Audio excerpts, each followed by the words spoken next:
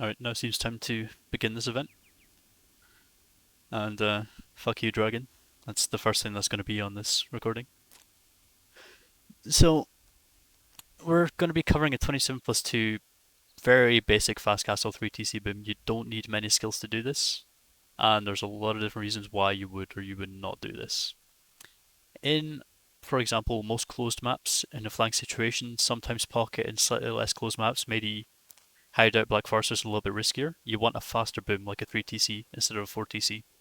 If you do a 4TC, then you have a huge investment early Castle Age, and you have very little wood and other resources to turn around to make siege to defend if you get pushed. So 3TC covers riskier closed map pockets. If you're maybe not too experienced and don't want to do 4TC, you could do it in pocket in arena for example as well. Redside Fortress, that's also an option. But arena flank, pretty key build to do. It is better to play aggressive sometimes, but this is a very good start.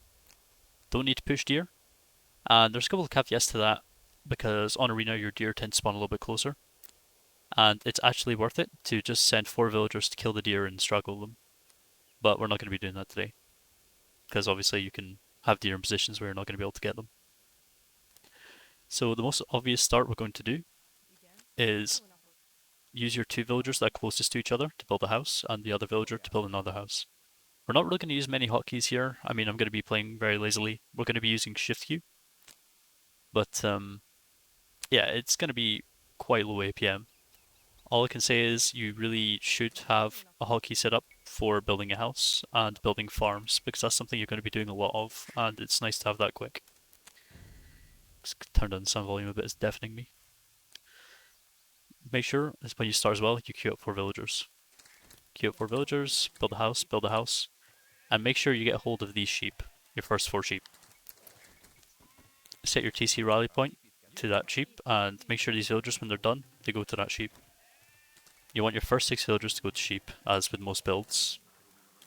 In arena, the first thing you do is you go outside. No matter what, you always go outside and find your outside sheep, as soon as you find your first 4 sheep. The reason we do this is because if you don't, the chances are your enemy will go outside, they'll grab your first 4 sheep, your outside sheep. Sheep can spawn inside. You have a group of 4 initially, and then 2 groups of 2.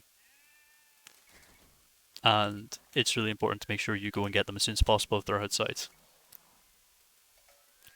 So here's our sheep. We're not going to use a scout from here on, so we're going to auto scout.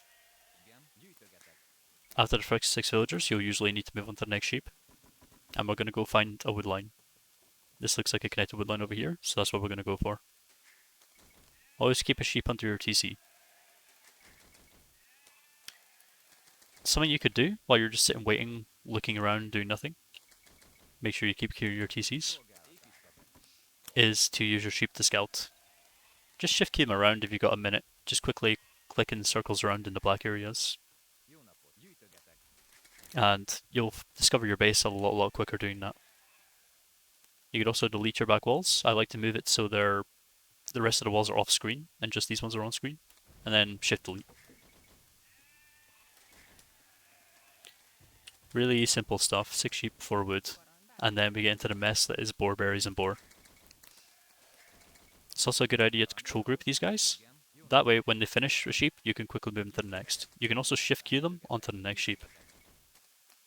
Here's something that's a little bit, it's one of those messy parts of a build order that you have to kind of get used to. You can go and take a boar now, or you can take it with the next villager that creates. If you take it with the next villager that creates, the sheep is going to run out, and you're going to have some idle time onto your TC by the time your boar comes back. Or you'll have a sheep, you'll move on to him, and you'll take a little bit of food from him, then you'll be on the boar, he'll be sitting there rotting away. So the next villager after 6 sheep 4 wood, he has to go to the boar, but you can take a villager here early, they can get the boar, and the next villager will just go into the sheep to take their place. It's something you don't have to do, but it's what I like to do. It usually gives great timing. You always want to go and get your first boar when you start taking your 4th sheep, as soon as you start taking it, because then when you bring back your boar, it's going to be perfect timing. After that, your next villager is going to go build a house, and when they're done, they're going to come back and take the boar. See what I mean about the perfect timing? Oh yeah, I should also point out I have the huge boar mod on. It's handy. After that, we then go to berries. So this is just kind of a mess.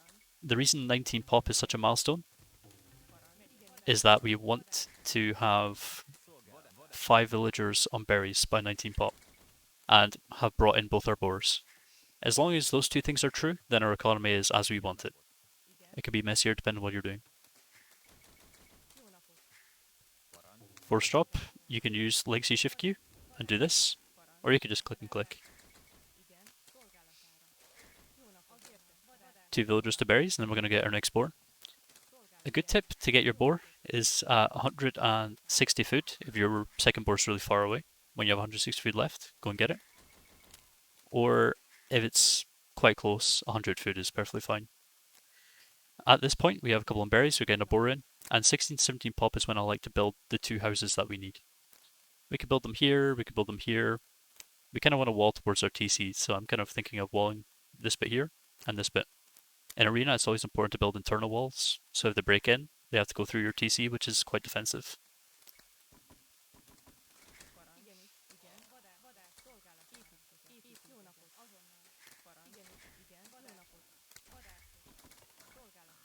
Important key for when you are taking boars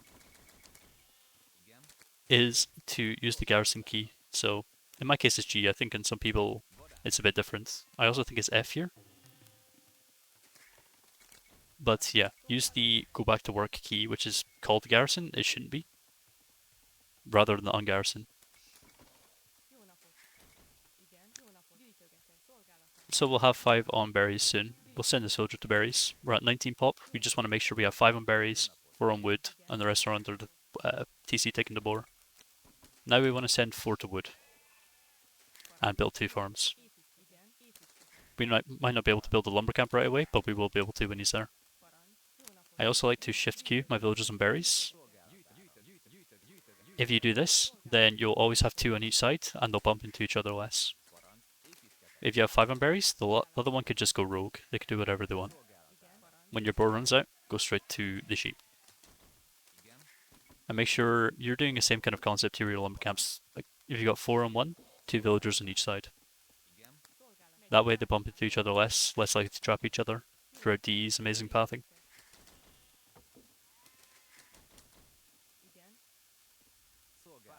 I should also mention the reason we're doing 5 on berries is because we are not taking deer. It just helps you get that bit of extra food. So we now have our 4 on gold. On wood. 8 in total. We now want to add 2 more farms. The reason we add extra farms rather than having more villagers on the sheep is because we already have 7 around it. Ideally you want 6, but if you have more than 7, they're always going to be bumping into each other. You can't always surround 1 sheep. You might end up killing 2 sheep and losing a lot to decay. In an FC, the earlier you have farms, better. And the last 2 villagers of our Dark Age, they'll go to gold. If you get Loom in Dark Age, then the last 3 villagers can go to gold. So you bid 1 less farm right here, but you will then send that villager instead to the gold. So 3 villagers in gold if you get Loom. I feel like we're missing a sheep somewhere. No? Okay.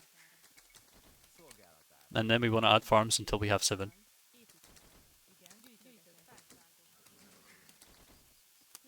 So this is a good time to check your economy is working right. We've still got a while before we hit feudal age, kind of AFK time. Just double check everything's right. When you run out of food on your TC, go to stragglers. If you have any villagers you don't know what to do with, put them on stragglers. You can make farms with them later, you could build with them, whatever. Just use this time as leisurely time. Don't need to use your hotkeys, you can look at your scouts. Make sure everything's working right, no villagers are trapping each other. Really, really relaxing time. While we're at it, we might as well discuss why you would 3TC with Magyars, for example. It's a civ without any economy bonus. Lots of civs can boom a lot faster. And The reason we would 3TC as Magyars is because it's a lot riskier to 4TC and we do have options you could 3TC to. 3TC, you really should be thinking of the cheaper options. Arbalast, Halberdier, like Halbseedram, Onager, Arbalast, Onager, Arpseedram rather, and those are affordable. If you want to do something like Cavalry Archers, unless you're Huns, it's really expensive. They cost a lot to upgrade. The Heavy Cavalry Archer upgrade alone is 900 food. It's more expensive than Crossbowmen and Arbalast put together. And you then need the stable upgrades. And then also you gotta consider options like Paladin, also really expensive, really better to 4TC2. Civs like Berbers with some discount on their cavalry, they could do Cavalier. A lot of civs with Paladin can also do Cavalier with fast 3TC boom, a lot of them have good eco bonuses. So that's something you could also consider. But I wouldn't really recommend doing options that expensive as flank, especially in a 1v1 as well. So a 3TC like this is generally fixed. You can open with something like Arbalast. And Arbalast have all the upgrades going for Cavalry Archer. You just need a couple more, well, a few more rather, for Cavalry Archer. So you can transition from Arbalast to Cavalry Archer. Very, very low additional investment. And you have army. And that's always a good start. So 3TC to the cheaper options if you can, transition to the more expensive ones. Everything looks like it's working fine. These villagers don't necessarily have to go to stragglers. As I said, you can struggle these deer. Oops. And let's send villagers in this direction. We want to build our blacksmith and market, and as I said, we want to wall towards the TC. So let's work on this.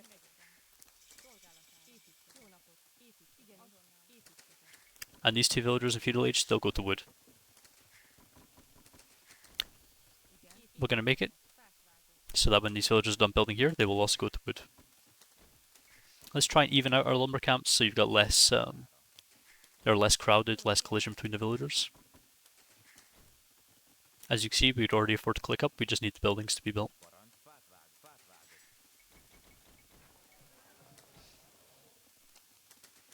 So, we still have 7 farms, these are going to expire soonish, we need to worry about that. The first thing we need to get is our Rico upgrades, double bit axe and then horse collar. Nothing too special here. We have this one rogue villager here, I like to build a couple of houses with him. You can build a villager with a house with a villager from here. And simple as that. Let's get our Yuko upgrades. So something that can be hit or miss is wheelbarrow. Wheelbarrow is really it's hit or miss. Basically if you get it, you're 3 villagers behind, but all your villagers are working a lot better. If you get it at the start of an FC, as compared to wait until you have, for example, 30 farms before getting it, it almost pays off exactly the same. And I honestly believe it's better in general to start Castle Age with wheelbarrow, because you have a few additional benefits. Like if you get pushed, then your economy is going to be working straight up better when you're too busy focusing on other things. If something goes wrong, if things are going inefficient, whatever. We have 2 villagers still on gold, and I like to keep them on gold, because if you do get pushed, you could always, for example, buy 100 wood and build a siege workshop. These villagers are finished with the berries. We're going to build 2 TCs using 4 villagers each. I'm going to build one on stone and going to build one on gold. A castle is just generally nice to have in a 4 TC. Sorry, 3 TC. So these 3 build that, these 3 build that. We're getting wheelbarrow, we get bowsaw, we get heavy plow when the food kicks in. And then it's just a big case of whenever we can, we will build farms. Since we collected that gold and we're not being pushed, we could buy 100 food as well. That's not 100% necessary if you don't get wheelbarrow. And it's just generally one of those helpful things. You have the gold, you can do with it as you wish. Buying food is not so bad if it's in the first couple hundred. There's a couple of crafty things we could also do while we're here. For example, these 4 villagers can take these deer and be free easy food. But we're going to pretend like you have issues with deer. For example, maybe it's hideout, maybe they're outside. You want to make farms with the villagers on these outside TC, these TCs. The reason we're making these villagers farmers is because we need at least one TC going to wood, and a TC going to gold and a TC going to stone. We don't need those resources right now. So just keep making villagers as you go. This is where select all TC hotkey comes in extremely handy. You just don't even really need to look at your economy. You could be anywhere and you could press select all TC hotkey, select all TCs, and you could just queue up villagers in all your TCs. Because of multi-queue, it will spread them out evenly. Around 40 villagers around about now, we're getting towards 18 farmers, which is more than enough to run our TCs. I like to send a villager to start building houses. For a very long time, this villager basically won't stop building houses. Just keep adding farms as you go, and we're aiming for 50 villagers by minute 20. It's just generally a good benchmark. If you got Loom, you might be a little bit behind that, but it should be perfectly fine and acceptable. Here we're going to be looking into going into Arblast. You want to kind of keep about 5 villagers on stone throughout the later side of Castle Age, and that will help you get a castle when you are up to Imperial Age. Conscription itself is generally helpful, but also you could want a castle because you just want the conscription, which is a fair enough assessment. As I said though, we don't need to focus on getting any resource right now. We just keep the 1 TC going to wood. We want between 20 and 22 villagers is usually good enough on wood. When one is getting a bit crowded, I like to move some over to the other lumber camp. And we're aiming for 30 farms right now, just trying hard for 30.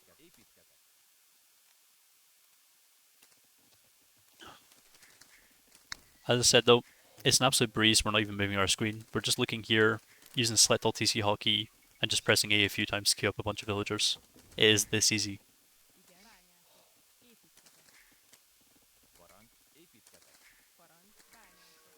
Try want to avoid farms too distance away, but one is really, well, one is as close as you can get.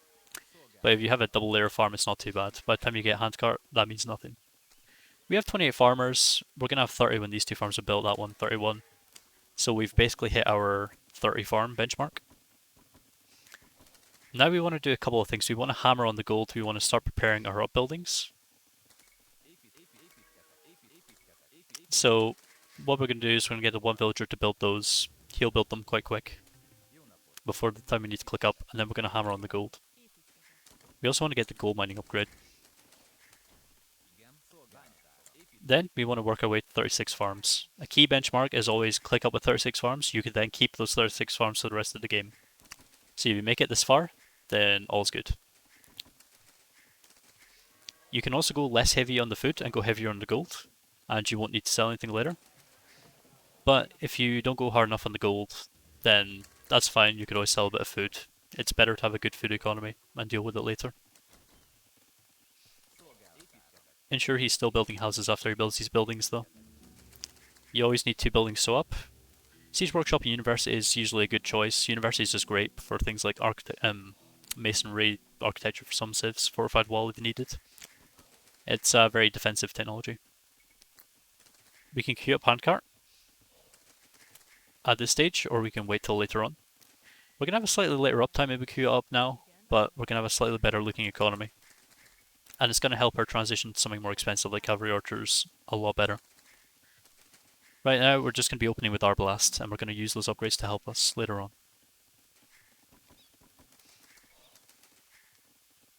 When do I get Dreadmaul Crane? Almost never. I get in the later game if I'm trying to build a castle and panic. If I'm going unique unit, I tend to get Dreadmaul Crane, but I forget about it more often than not. So it's about minute 24. We want to click up about now. We can almost afford it. We have our buildings, so we can sell, get it. And then we want to click up. Minute 24 is a good time to click up. You'll be Castle Age by minute 27. And we also want to get a Loom when we can. Loom is just generally a nice little upgrade to have. You can leave your base and forget about some things.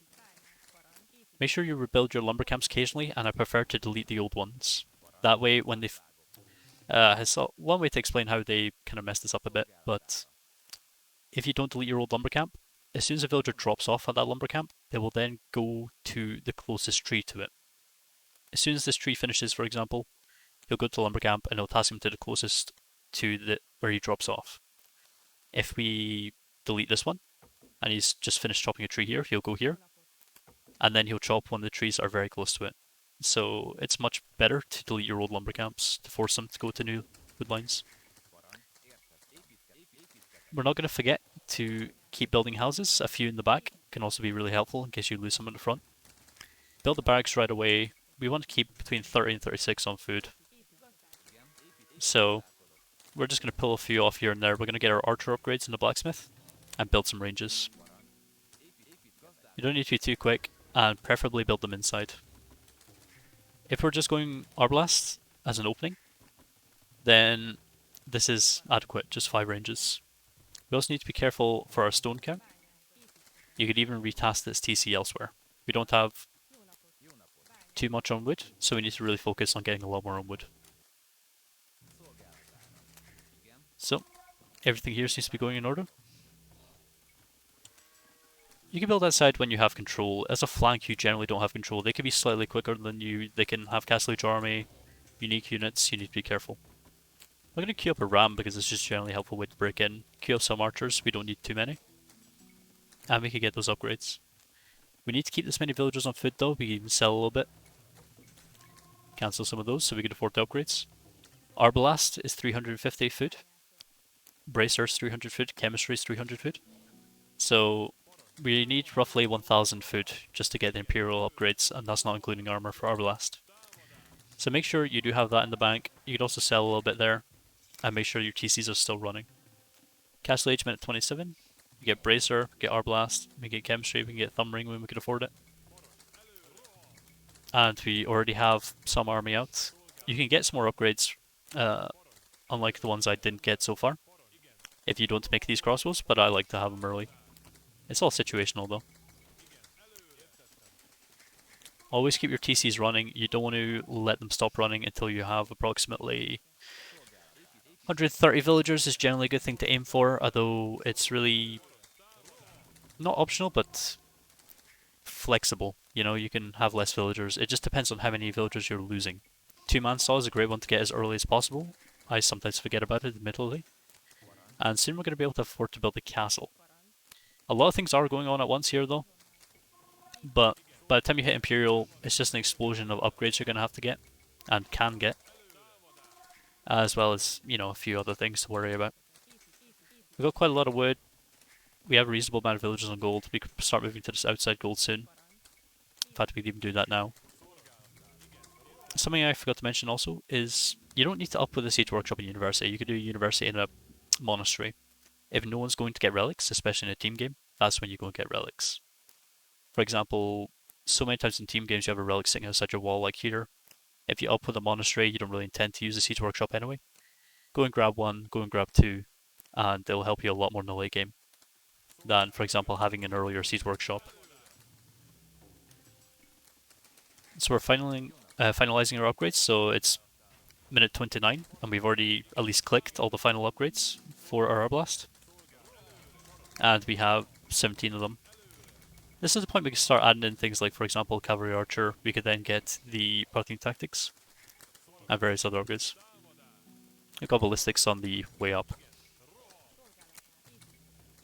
to Imperial Age. Keep building some houses.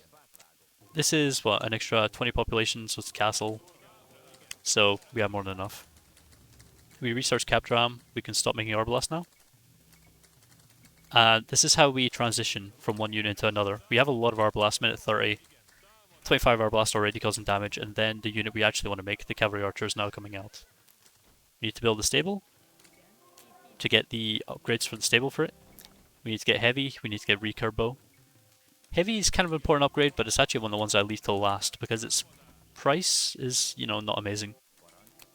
I'd much rather have something like Recurve Bow earlier. It's a little bit cheaper. Don't be afraid to use the market even in a team game. If you're in a team game, now is a really good time to set up markets. For example, here and here, if your opponent is here. Always build them as far away as possible from your allies' market. So these Cavalry Archers will be fully upgraded when these kick in. Minute 32, we have the final upgrades for the Cavalry Archers kicking in. We already have a few. We have Captram already. Lots of Arbalast. This is a really cheap way to do it. So what do we need to consider now? We've stopped paying the upgrades. Cavalry Archer requires a lot of food heavy upgrades, but if we stop getting those, we don't need food eco anymore. In a 1v1, you might consider making Hussar as a meat shield for your Cavalry Archers or your Arbalast. But in a team game, you're really expecting your pocket to be making the cavalry. You want to be an archer flank and the cavalry pocket. So you want to just mostly pop cap yourself on either Arbalast or Heavy Cav Arch, or both if you're doing a transition. So you can take villagers off food now. You can easily take 10 off, send them to wood. You can easily start making trade now to fill up the rest of your population. You could always replace fills. There's always going to be goals on the map. If you have a forward position, like here, TC this. That way, you have this position held with units. Garrison in the TC, you could kill any enemy villagers that are coming this way. Enemy units that are coming to kill your units. So having a TC really helps as an offensive building as well as defensive one. And that pretty much covers just basically a really basic 3TC boom. You could do it without a lot of hotkeys, you could do it without most things you traditionally need, a high APM. Really simple, just use a select all TC hotkey and it basically booms for you. All you need to do is just remember a couple of the milestones. When you hit 19 pop, make sure you've got 5 on berries, 4 on wood, and the rest are on food under TC. Click up when you've got 27, obviously. And in Castle H, just remember 30 farmers. If you don't have wheelbarrow by then, get it. You're going to be spamming as many farmers as possible until you get to about 30 to 36. How many trade cards should you aim for in a TG? You could go anywhere between. If you've got a unit that just basically doesn't die, like cavalry archers, because you're microing them and you're keeping them behind, you don't need as many. You could keep maybe like 30. You can easily add something like 30, 35. 35, 40. If you are, in a position where you can throw away units, sometimes it is better to just basically just throw in a bunch of heavy cav arch into someone's economy, even though they're not great rating units, just to kill as much as possible. Some of those decisions you have to make at the time, they're a bit, ad hoc. But yeah, I would say 30 if you're not really losing your units like heavy archers. If you're making something like Paladin, easily 45, 50 trade cards. And you'll have, quite a good time with that. That's assuming you have a good trade route though. From example, one flank to the other flank. If one flank dies and you're streaming from flank to pocket, sometimes it could be not so great. Trade's always good. Eco transition. Well, it's kind of simple in that you basically just pull off the right numbers. For example, here we're that not built. Oh, these villagers went to wood as well. Here we probably got 40 villagers on wood when they all sort themselves out. You really want 20 on wood. Like 20 on wood if you're going for something like Cavalier or Paladin. So you just know to basically pull those off wood whenever you can to make farms. You're already hard on gold, for example. You need food and gold. You're on wood and gold. Transition from wood to food by making farms as you can afford them, with specifically the wood villagers. You should have decent wood in the bank if you need to transition and you stop making a unit that's being countered. So that's the kind of thing you would go for. Again, if you're using units, if you need to look back at your eco, just set them on patrol. It's not always the best, but that's kind of how it goes. I have a guide coming soon about how to micro units properly using attack move, and yeah, I'll link that when it comes. But I think that basically covers everything for the Magyars today. In Arena, you basically kind of want to do this for Arbalast most times than not, and usually if you are picking a civ, you pick a good Arbalast civ. There's quite a lot of civs that are great for 3TC booming, and as a general rule, I would say that you should take a villager off food, one villager less food, go up 26 plus 2 instead of 27 with one less villager on food. If you have a good food bonus, if you have a good wood bonus, take one villager off wood. It's kind of quite simple like that, just apply some simple logic and you can come up with your own adaptations of builds. Attack move destroys patrol, but only if you're fighting. If you're not fighting, then just patrol. If you're actually like doing hit and run, attack move basically acts like patrol, but it doesn't have the frame delay. So you'll shoot when you're able to shoot. They won't just like stop and wait until they can shoot and then shoot when you patrol. but that only works for one shot, so you have to hit and run doing it. Otherwise, attack move away, they'll shoot. Then like half your units will just randomly walk away. It's so buggy, but when used right, it works.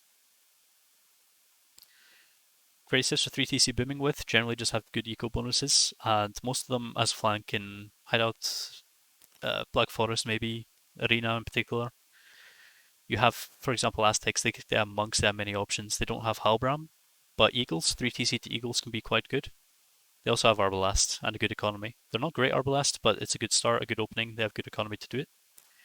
Berbers are a lot more risky. They could only really do the Cavalier, but that's fine.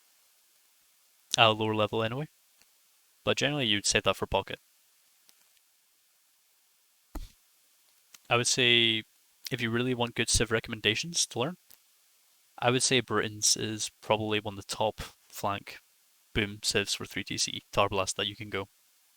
Straight up, they have all the archer bonuses. They have the bonuses for booming with the cheaper TCs, the bonuses for a faster Dark Age. It's always a good one. Celt's really, really strong for the Halbram, but then again, that can still be defeated by Arbalest BBC. Bomber cannons are actually quite important unless you are Britons with the extra range on the crossbows. Ethiopians very, very strong Arbalest BBC civ. Indians are okayish, but they don't have the greatest options. They can go cavalry archer, but it's a little bit risky. Italians is a very good flank civ, especially for archers. Japanese is very good. Malay is probably my top pick, although it's a very unique build order, so that's something to cover another day. Malians is pretty decent, but that's only if cavalry is really important and you have some good plan with your pocket, for example, condos perhaps. Portuguese is always a top civ in Arena. Slavs for the Halb Siege. Spain could be fine as well. And Vietnamese Vikings. Vikings have quite a good Halbram. Sorry, not Halbram, Arbram. And they basically do this instead of Captram, they've got Siedram, and they have fully upgraded Arbalest as well. But with their good economy, they get up to Imperial Age much, much quicker. So those are a few civs I would recommend. As I said, mostly for Arbalest or really quick Cavalier. For Cavalier, you would just have less villagers on wood. You do the same build until you click up to Imperial Age, but then you will basically just add more and more farmers as you go. About 50 farmers is generally the goal if you want to get a lot of Cavalier out, with hammering the gold as well. And the tip is just stay efficient. Make sure you rebuild your lumber camps, make sure everything's working fine, and you shouldn't have any problems booming. So, anyone got any more questions?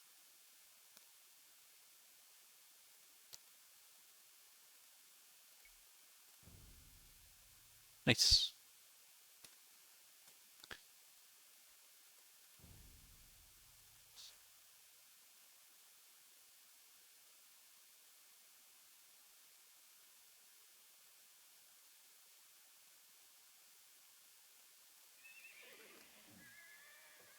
I should also point out, like, this boom here, if you do it as I did it, you would be beating, like, easily 2k 1v1 players at 3TC booming. The biggest thing about it is build is part of it, but just knowing how to easily and smoothly do the castle age is the main thing. As soon as you know that, then you're going to be booming better than anyone. As I said, 50 villagers by minute 20, that's still quite a high portion, and if you're not getting that now, you should be able to quite easily. Practice makes perfect, and you always have the text builder.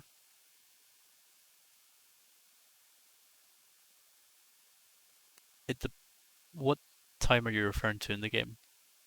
Or farm every 60 wood? Do you mean like when you hit Castle Age, or?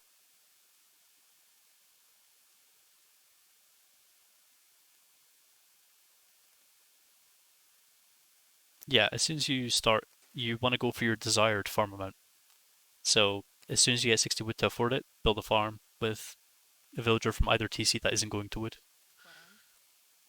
But you hit that mark quite quickly. It's 36 is all you're really looking for there. 30 is when you start doing other things like going on gold, but then you still add a few more, get to 36. That'll get you into your Imperial Age. And then when you click up to Imp, that's when you start spending your resources the way you want to. You gotta remember you don't overspend wood though, especially if you're going Cavalier and you click up to Castle Age. You need to make sure you give yourself enough wood to make some stables. And again, don't be afraid to abuse the market.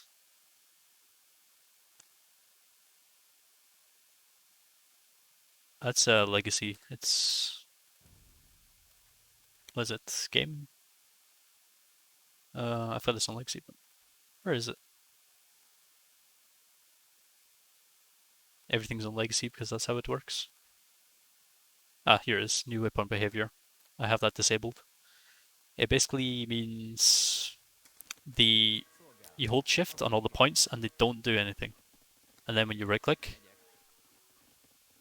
I am probably colorblind, but no. But then when you do the final right click without holding shift, they then do it. This is the old way it used to be done, but it still has the new, some of the new behaviors. So the most important thing is if you're taking a boar, you could then right click there. They'll still take the boar.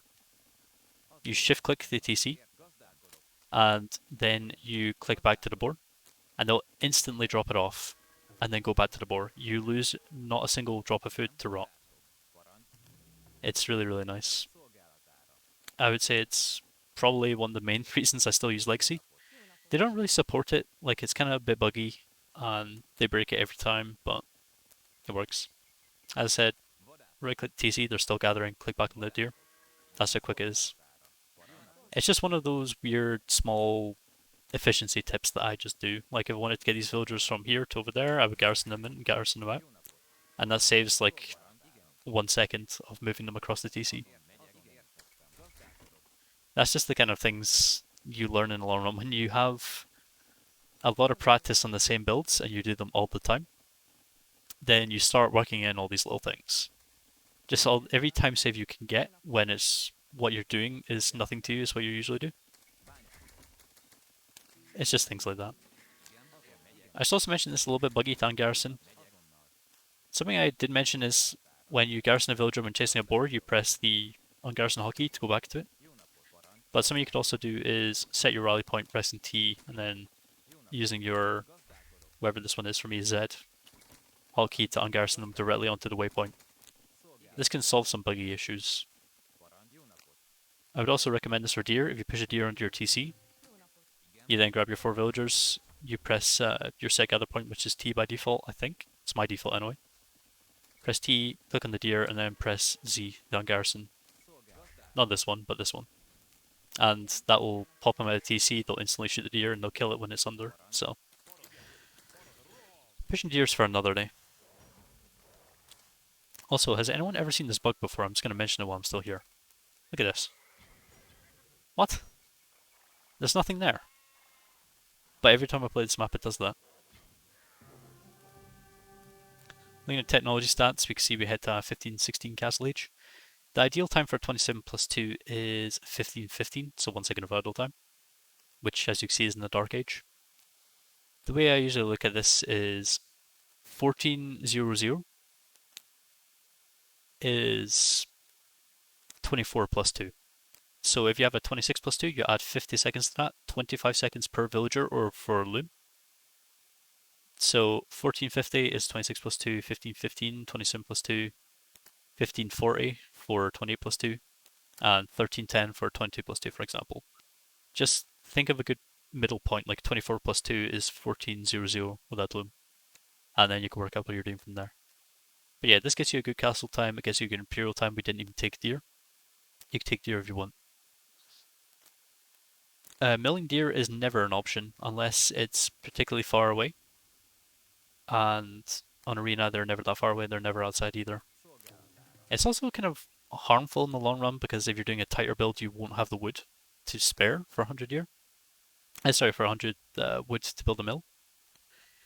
And I did some test calculations on this. If you, for example, have TC here and the deer here, yeah, between 8 and 12, so in this kind of region, if you struggle these, then it's actually the same as taking a sheep. Because deer gather faster, but obviously you've got walking time.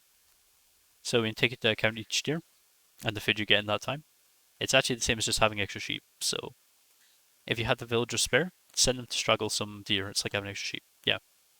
Free deer is like having 4 sheep. So struggle your deer if you can. Make sure you send 4 villagers per deer minimum, and that's probably the most efficient way to take them. That's something I would kind of recommend if you're doing a later up. In this case, I did want to do it because sometimes, hideouts you might have deer outside, and taking deer outside forcing you to get loom on a map where you don't really want to get loom.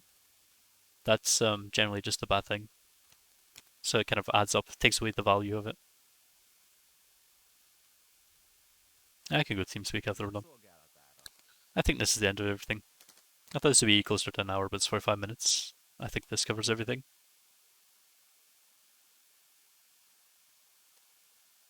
As I said, I recorded this in 1440p, 60 fps, high bitrate. It's going to be a crystal clean recording. So I'm going to be uploading this to my own YouTube unlisted, and I will share it here when it's uploaded. That way you can come back, you could watch anything. If you have any questions, you can still ask in this channel. It's going to be around for a little while. And yeah, I think about it covers everything. I'm going to head off this now, but if you still have any questions, then just ask me in the chat. I'm going to head to TeamSpeak to answer that question.